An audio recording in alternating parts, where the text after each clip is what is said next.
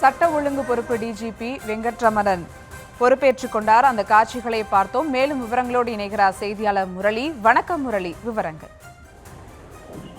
வணக்கம்.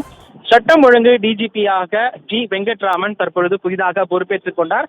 1990ஆம் ஆண்டு ஐபிஎஸ் பேட்சாக பணியாற்றிய சங்கர் ஜிவால் இன்றுடன் அவருக்கு பணிவு முடிவடைகிறது.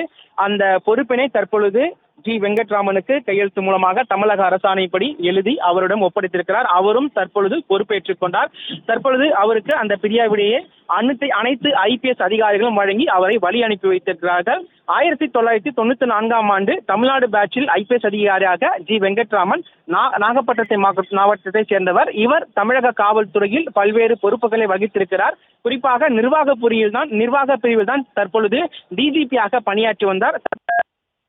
அவருக்கு சட்டம் ஒழுங்கு பொறுப்பு வழங்கப்பட்டிருக்கிறது.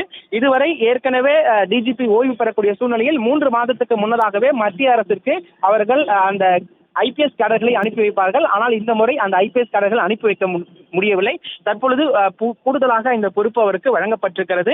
கடந்த ஆண்டு டிசம்பர் மாதம் டிஜிபியாக வெங்கட்ராமன் பதவி உயர்வு கிடைத்த நிலையில் தற்பொழுது சட்டம் ஒழுங்கு டிஜிபியாக கூடுதல் பொறுப்பை ஏற்றிருக்கிறார். இதன் பிறகு இவர் டிஜிபியாக செயல்படுவார் எனவும் தமிழக அரசு அரசாணை வெளியிட்டிருக்கிறது. அதன்படிதான் தற்பொழுது அவர் பதவியை ஏற்றுக் கொண்டிருக்கிறார். மேலும் இதனை அடுத்து அனைத்து எஸ்பிக்களும் அதே போன்று அனைத்து அதிகாரிகளும் இவருக்கு தகவல் கொடுப்பார்கள். இதனை அடுத்து சட்டம் ஒழுங்கு டிஜிபியும் கூடுதலாக இவர் வகிப்பார் என தமிழக உள்துறை அரசு செய்திக்குறிப்பாக வெளியிட்டிருக்கிறது. அந்த நிகழ்ச்சியை நாம் தற்பொழுது பார்த்துக் கொண்டிருக்கிறோம். இதனை அடுத்து சங்கர் ஜிவாலும் தற்பொழுது அவருக்கு பிரியாவிடை அனுப்பும் வகையில் அனைத்து ஐபிஎஸ் அதிகாரிகளும் டிஜிபி அலுவலகம் வெளியே வந்து அவருக்கு வழி அனுப்பி வைத்திருக்கிறார்கள்.